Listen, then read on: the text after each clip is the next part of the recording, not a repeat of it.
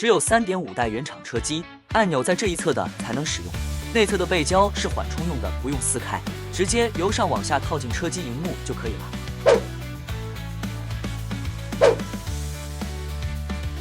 随后附赠右侧底座，顺着轨道由上往下套到底，左右两侧都可以装一个手机支架。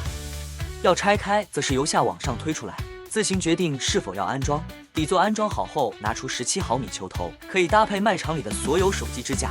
将手机架背后的锁紧环松开，球头套进锁紧环并扣回手机架，再把锁紧环锁回，由下往上把手机架推进底座，这样就完成了。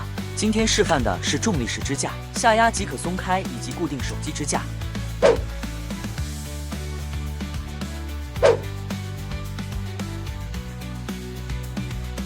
关注星展 JS 路途频道，掌握更多优质汽车配件。